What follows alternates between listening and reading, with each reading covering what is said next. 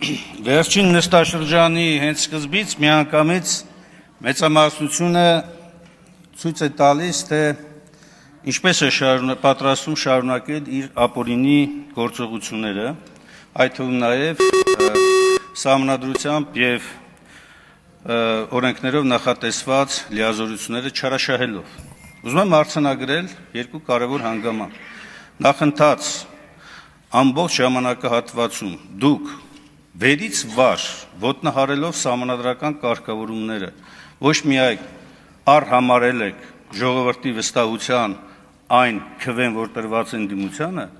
այլ նաև ամեն ինչ արել եք, որպեսզի երկրում ընդդիմությունը չօգտվի իր բոլոր կամ ոչ բոլոր անգամ նվազագույն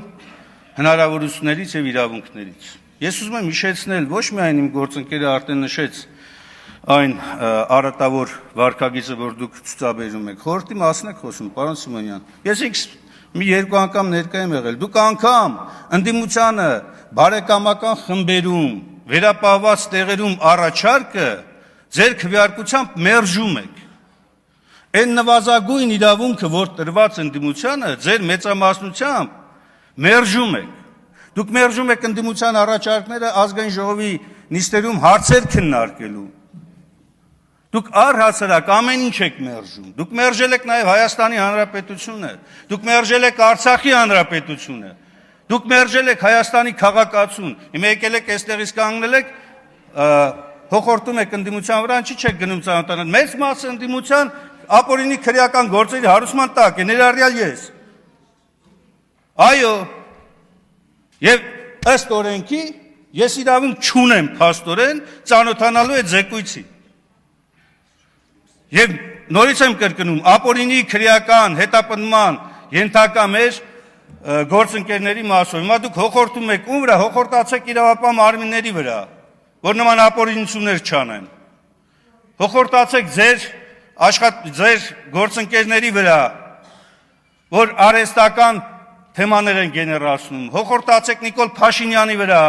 որ հարձակում է գործել սահմանադրությամբ պաշտպանվող հայ առաքելական Սուրբ եկեղեցու վրա։ Հոխորտացեք այդ ուղղությամբ, ոչ թե ընդդիմության վրա։ Այո, վերջին նստաշրջանն է եւ ես հույս ունեմ, որ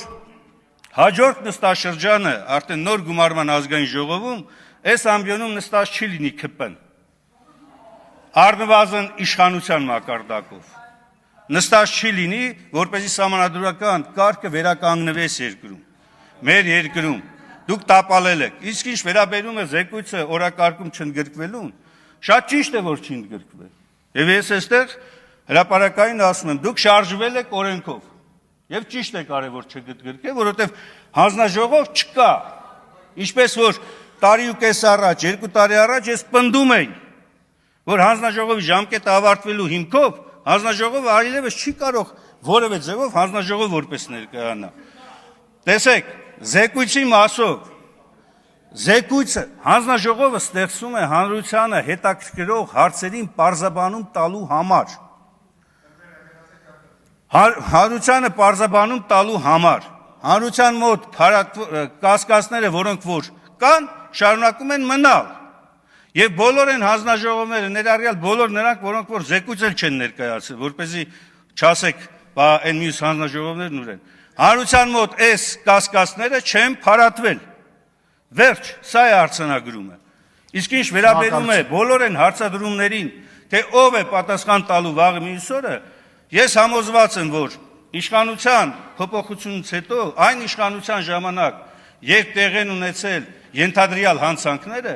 դրանք այն ժամանակ են բացահայտվելու։ Ոչ թե իշխանության օրոք, որի ժամանակ ենթադրյալ հանցագործությունները կատարվել են։